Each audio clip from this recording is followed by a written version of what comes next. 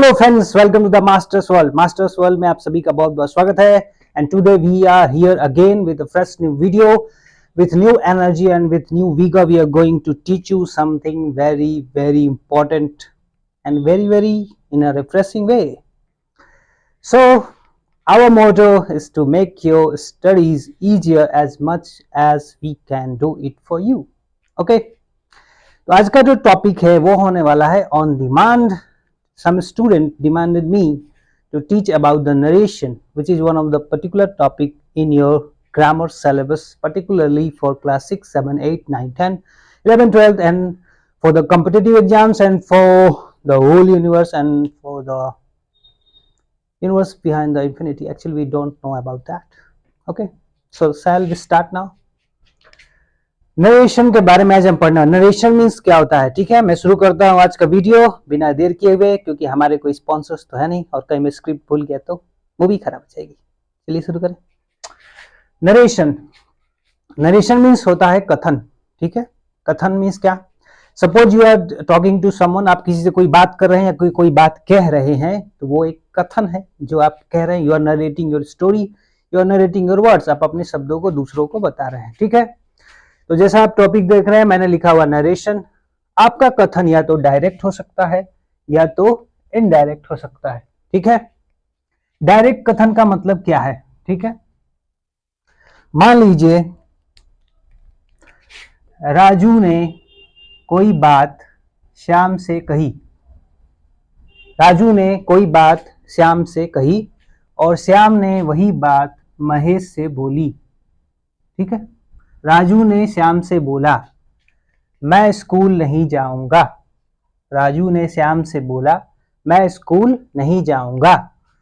श्याम ने वही बात महेश से बोली कि राजू कह रहा था कि वह स्कूल नहीं जाएगा. राजू क्या कहेगा, मैं स्कूल नहीं जाऊंगा. श्याम यही बात जब राजू के बारे में महेश से कहेगा तो यही कहेगा ना कि राजू कह रहा था कि वह स्कूल नहीं जाएगा. यानी कि वह मैं की जगह क्या यूज करेगा, वह.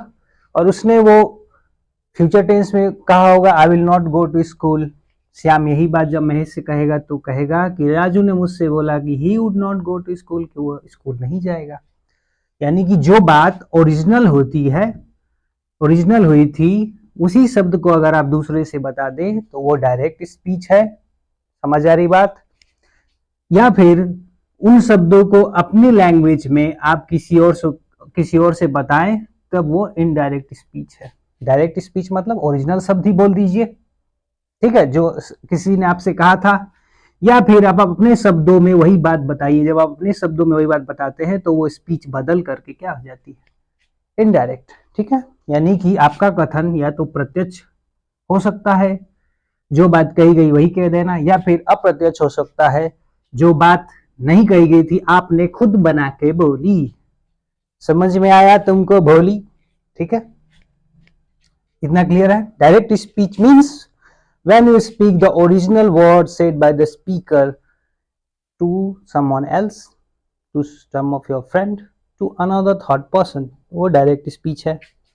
when you change the words or when you say the same sentence but later after some time, कुछ समय के बाद वही बात बोलोगे तो आप अपने शब्दों में उसको चेंज कर देते हो, वो क्या हो जाता है फिर इनडायरेक्ट स्पीच. इतनी बात तो आपको समझ आ गई होगी, पर इतना साधारण नहीं है sir. Okay sir, this is not a bed of roses sir. Okay sir, चलिए एक सेंटेंस से समझते हैं. ठीक है, अब आपको डायरेक्ट स्पीच तो समझ आ रही होगी, किसे कहते हैं, इनडायरेक्ट स्पीच क्या है, आपको ऐसे समझ आ गया. Okay, theoretically now come to the practical point sir. I said to her I am here. ठीक है, मैंने उससे बोला. अब देखिए हम समझ लेते हैं, ये है direct speech, comma, inverted comma. ठीक है, सॉरी फुल स्टॉप में भूल गया लगाना, मैं भी लगा देता हूं. ठीक है, अब पार्ट क्या क्या होते हैं. ये जो पार्ट होता है कॉमा के पहले, इसे हम कहते हैं रिपोर्टिंग स्पीच. क्या कहते हैं, रिपोर्टिंग स्पीच. ये जो पार्ट है कॉमा के बाद, इसे हम कहते हैं इन्वर्टेड कॉमा में रिपोर्टेड स्पीच. क्या कहते हैं, रिपोर्टेड स्पीच. समझ आ रही बात. यानी कॉमा यानी कॉमा के पहले जो शब्द है वो रिपोर्टिंग स्पीच, और ये जो बात कही गई है, जो कहा गया है, वो क्या हो गया आपका रिपोर्टेड स्पीच। ठीक है, ये डायरेक्ट स्पीच के पार्ट है। ठीक है, अब आपको दिख रहा है यहाँ पर आई है। ठीक है, क्योंकि ये वर्ब के पहले है, ये वर्ब है। ठीक है, आई जो कह रहा है बात को। ठीक है, क्योंकि ये पूरा रिपोर्टिंग स्पीच है, तो ये इसका सब्जेक्ट है। ठीक है,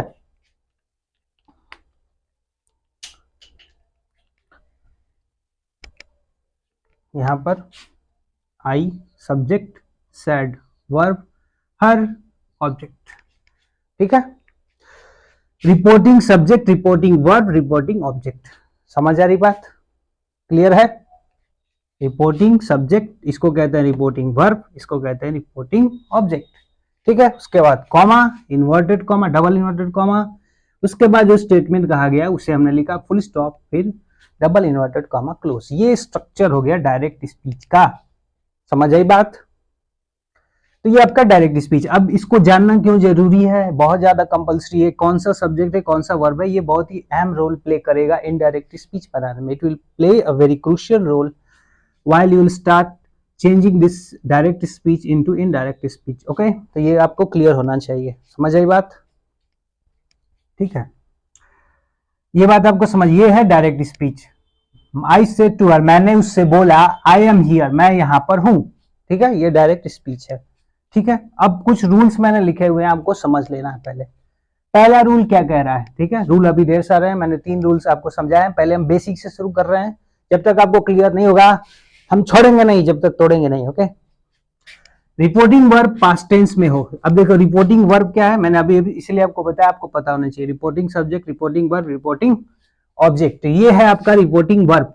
ठीक है, तो रिपोर्टिंग वर्ब, ठीक है, जब पास्ट टेंस में होगा तभी रिपोर्टेड स्पीच का टेंस चेंज होगा।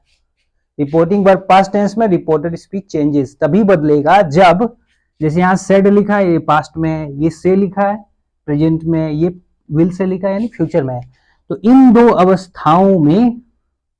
अवस्थाओं में रिपोर्टेड स्पीच को चेंज नहीं करेंगे। चेंज नहीं करने का मतलब यह है कि टेंस नहीं चेंज करेंगे। समझ आई बात? रिपोर्टेड स्पीच जब इनडायरेक्ट, ये जो डायरेक्ट स्पीच है उसका जो पार्ट है रिपोर्टेड स्पीच, वो डायरेक्ट स्पीच में बदल जाता है। वो डायरेक्ट स्पीच से, सॉरी, इनडायरेक्ट स्पीच में बदल जाता है। कब? जब रिपोर्टिंग वर्ब किस टेंस में होता है? When it is in past tense. ठीक है सर, चलिए इतनी बात समझ में आई? ठीक है, अब नोट डाउन कर लीजिएगा। मैं यहाँ पे थोड़ा सा इरेज कर देता हूँ इसे। ठीक है,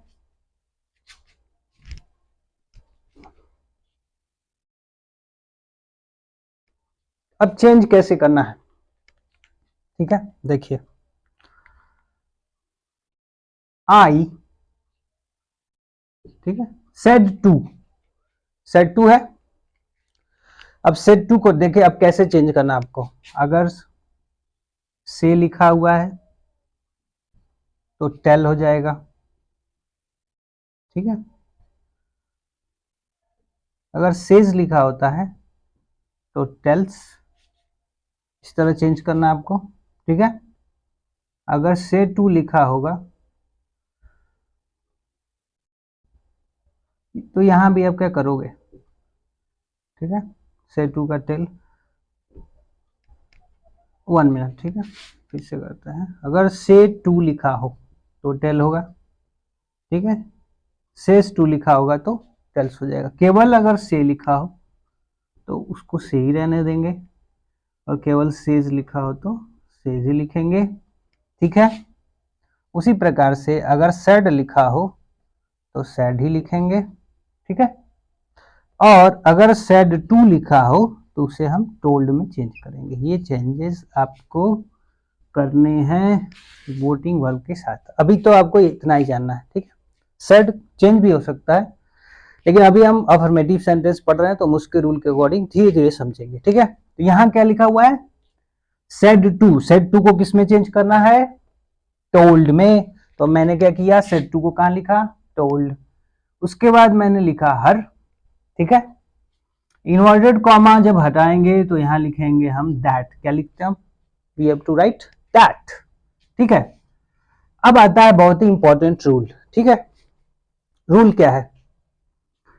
जहां भी आपको प्रोनाउन दिखाई देगा, आपको पता है प्रोनाउन, पर्सनल प्रोनाउन के 3 पर्सन्स हैं, first person, second person, third person. उसमें है कुछ सिंगुलर, कुछ है प्लूरल। ठीक है, आपको चेंज कैसे करना है, इसके लिए रूल जो आता है वो होता है सन।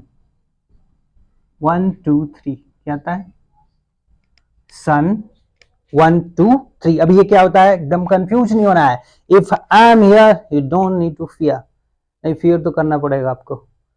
ठीक है, you don't need to confused, don't need to be confuse, sorry. तो अभी आते हैं वापस। देखिए, सब्जेक्ट एस मतलब सब्जेक्ट, ओ माने ऑब्जेक्ट, एन मतलब नो चेंज। ठीक है, समझ में आई बात? मान लीजिए रिपोर्टिंग स्पीच, रिपोर्टिंग जो स्पीच है, आई एम हियर, जो रिपोर्टिंग स्पीच है, वहां पर ये जो आई कौन सा पर्सन हुआ? आई, मैं अपने लिए यूज करूंगा। ठीक है, first person you, second person he, third person. ठीक है, तो अगर यहाँ पे फर्स्ट पर्सन दिया हो आई वी, ठीक है, तो उसे हम फर्स्ट पर्सन को हमेशा सब्जेक्ट के अनुसार चेंज करना होता है, यानी ये जो चेंज होगा वो इसके अनुसार चेंज होगा। समझ आई बात? फर्स्ट पर्सन जो दिया होगा, यानी कि यहाँ जो फर्स्ट पर्सन 1 2 3 दिया होगा वही इसके सब्जेक्ट, वर्ब और ऑब्जेक्ट, ये जो सन में लिखा हुआ है ना, सब्जेक्ट ऑब्जेक्ट, वो इसी तरह फर्स्ट पर्सन दिया होगा तो सब्जेक्ट के अनुसार, सेकंड पर्सन दिया होगा तो ऑब्जेक्ट के अनुसार, और थर्ड पर्सन दिया होगा तो एन मीन्स नो चेंज, यानी कोई बदलाव नहीं करेंगे। जैसे कि यहां पर क्या लिखा हुआ है? आई, आई कौन सा पर्सन है? First, first person changes according to the subject, first person changes according to the subject, इसे हम मिटा देते हैं। ठीक है, अब आते हैं, ये फर्स्ट पर्सन है ना, है, इसको हम चेंज करेंगे किसके अनुसार? According to the subject. Subject क्या है यहाँ पर? आई, तो यहाँ पर क्या हो जाएगा भाई? आई हो जाएगा। समझ गए? मम्मी वाला आई नहीं, ग्रामर वाला आई। ठीक है, आई टोल्ड हर दैट, आई को हमने आई के अनुसार चेंज कर दिया। अब रूल आप समझ रहे हैं? रिपोर्टिंग वर्ब जब पास्ट में होगा तो रिपोर्टेड स्पीच का टेंस चेंज हो जाएगा। क्या चेंज होता है?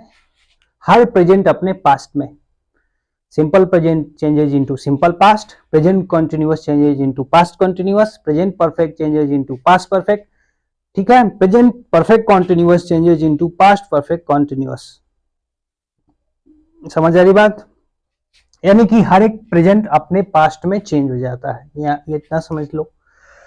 तो आई एम हियर अगर है तो आई एम हियर का पास्ट क्या होना चाहिए? पास्ट में हम क्या लिखेंगे?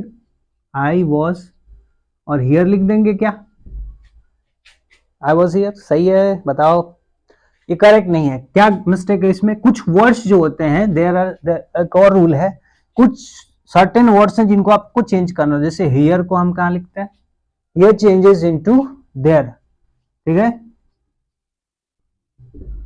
Here changes into their. ठीक है, क्या क्या रूल्स देखिए, ये पास्ट में था तो इसका टेंस चेंज हुआ, ये पास्ट में बदल गया। प्रोनाउन कैसे चेंज करना है? प्रोनाउन आपको सन के रूल पे चेंज करना है। सन 1 2 3। ठीक है, बेटा 1 2 3, बेटा कितना है? 1 2 3 बेटा है।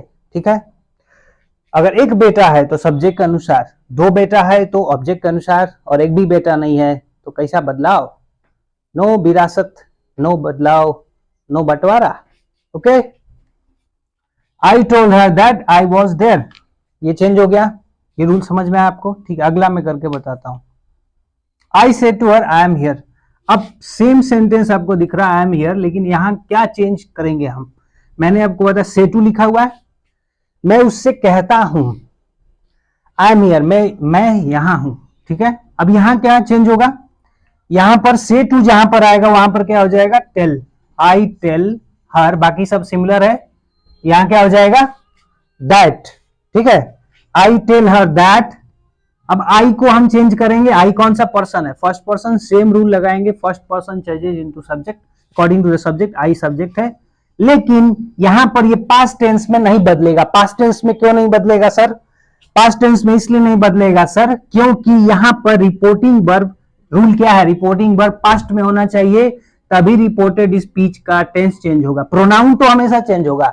एक रूल हमेशा ऐसे याद रखो, कभी भी कुछ भी चेंज ना हो रहा हो डायरेक्ट से इनडायरेक्ट बनाने में, प्रोनाउन हमेशा चेंज होगा। आपको हमेशा सन का रूल 1 2 3 फॉलो करना है, ठीक है। और आपको पता होना चाहिए कौन से प्रोनाउन एज ए सब्जेक्ट यानी नॉमिनेटिव केस में आते हैं, कौन से प्रोनाउन जो है ऑब्जेक्ट यानी ऑब्जेक्टिव केस में आते हैं, और कौन से प्रोनाउन जो है वो अधिकार दिखाते हैं यानी पॉजेसिव केस में आते हैं। नॉमिनेटिव केस सुन लीजिए, नॉमिनेटिव केस जो प्रोनाउन सब्जेक्ट के रूप में यूज होता है, ऑब्जेक्टिव केस जो प्रोनाउन ऑब्जेक्ट के रूप में यूज होते हैं, और पॉजेसिव केस यानी जो प्रोनाउन जो है पोजीशन दिखाने के लिए यूज होते हैं, ठीक है। ये आपको पता होनी चाहिए।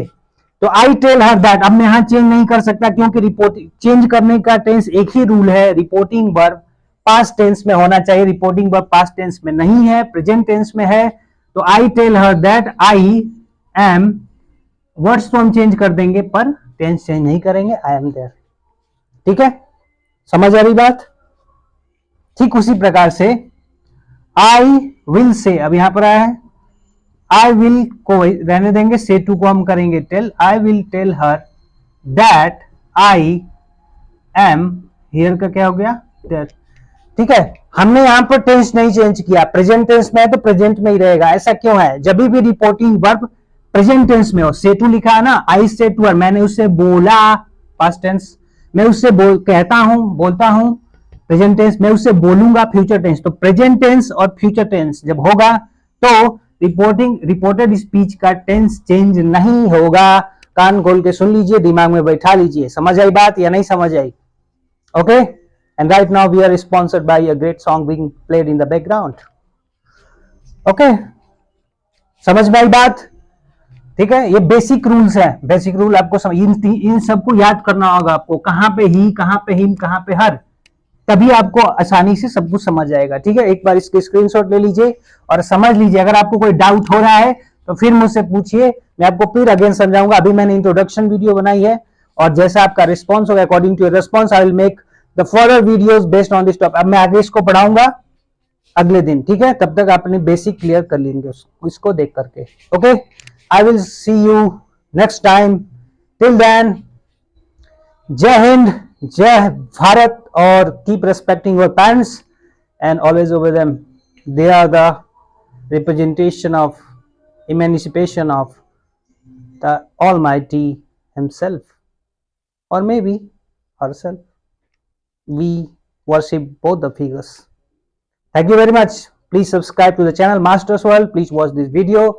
Keep entertaining yourself. Don't take life very seriously. Learn from your mistakes. Don't regret about your past. Analyze your past and do something new. Plan for the future. Namaste.